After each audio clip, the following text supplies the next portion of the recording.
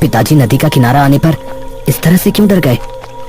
ये दोनों नदी किनारे से गुजर रहे थे, तभी पानी की आवाज आने लगी, जिसे सुनकर पिता ठिठक सा गया, लेकिन उसने नदी की तरफ नहीं देखा। तभी दीपू ने नदी की तरफ देखा। एक नाव किनारे की तरफ आ रही थी। उस नाव पर कौन बैठा था ये नजर नहीं आ रहा था। जैसे जैसे वे किनारे पर आई तो दीपू ने देखा वो एक औरत थी जिसका आधा चेहरा घूंघट से ढका हुआ था। किनारे पर आकर वो रुक गई और हाथ के इशारे से दीपू को बुलाने लगी। पिताजी, वो हमें बुला रही है। ये सुनकर पिता बुरी तरह डर गया। मैंने कहा था ना, उसकी तरफ मत देखो, अब भागो जल्दी से। ये दोनों वहां से तेज तेज भागने लगे और वो नाव वाली औरत वहीं खड़ी रह गई।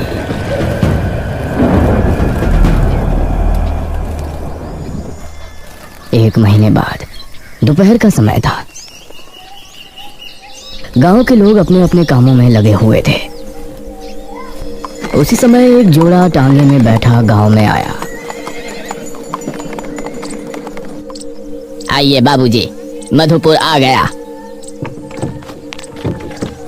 रमेश ने सहारा देकर अपनी बीवी निराजनी को उतारा और वो वहां खड़े मुखिया से मिला। जी, क्या आप ही मुखिया जी हैं? हाँ, मैं ही यहाँ का मुखिया हूँ। मुखिया जी, ये कौन है? ये मेरे बचपन के दोस्त भानु प्रताप का बेटा रमेश है। पेशे से लेखक है। बहु गर्भान्य है तो शहर के करीब रहना चाहते हैं। अब हमारा गांव तो शहर के बहुत करीब है ना, इसलिए आज से यहीं रहेगा। आपका बहुत बहुत शुक्रिया मुखिया जी। रमेश और निराजनी एक घर में रहने लगे जो नदी के करीब ही था।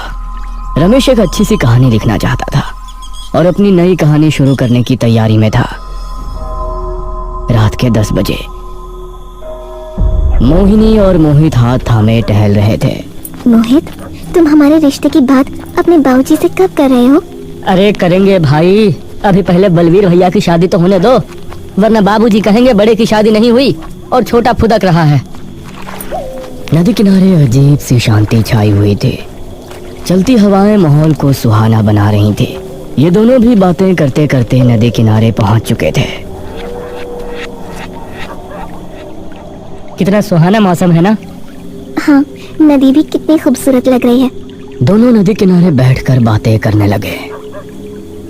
कितना अच्छा होता कि कोई माझी होता तो हम दोनों उसकी नाव में नदी की सैर कर सकते।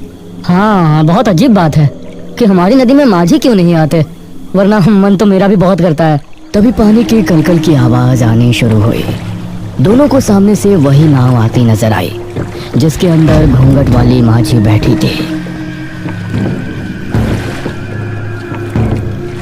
अरे वाह, ये तो बहुत अच्छा हुआ। वो देखो, माझी आ रही है। माझी किनारे पर आ गई और उसमें बैठी औरत शांत रही।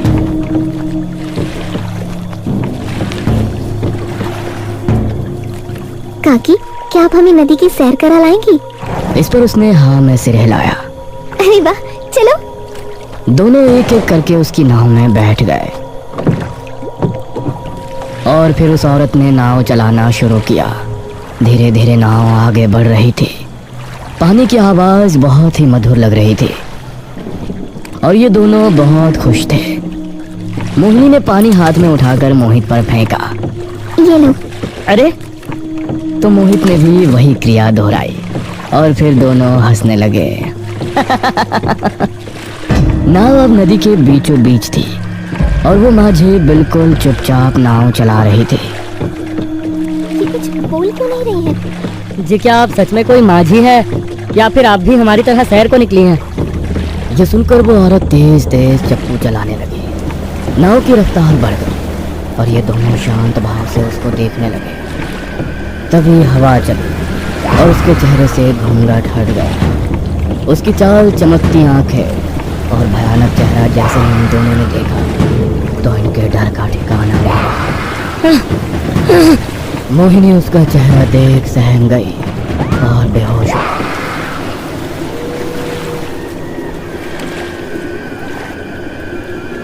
कुछ देर बाद मोहिनी की आंख खुली तो वो किनारे पर अकेली पड़ी थी। उसने इधर उधर देखा और खुद को अकेला पाकर घर की तरफ दौड़ पड़ी।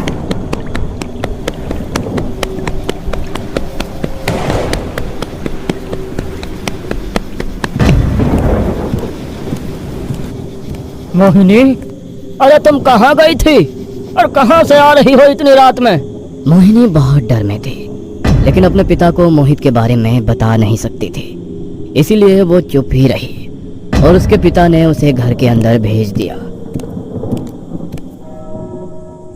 उसको मोहित की चिंता हो रही थी। शाम होने पर उसको अजीब अजीब आवाजें सुनाई देने लगी, जैसे कि कोई माझी तेज तेज चप्पू चला रही हो। ये चप्पू की आवाज यहाँ कैसे आ रही है? उसने खिड़की खोलकर देखा तो उसको अपनी आंखों पर यकीन नहीं हुआ। उसने देखा कि सामने वही औरत नाव के अंदर खड़ी है। उसकी माँ उसकी चीख सुनकर वहां पहुंची। क्या हुआ बेटा? मोहिनी ने खिड़की की तरफ इशारा करते फिर से देखा, लेकिन इस समय खिड़की के बाहर उसका बगीचा नजर आ रहा था। ये देखकर मोहिनी के मुंह से आगे कुछ नहीं निकला।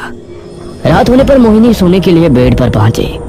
करीब 1 बजे जब वो गहरी नींद में थी, तभी उसको अपने पैरों पर कुछ गीला महसूस हुआ और उसकी आंख खुल गई। कौन है?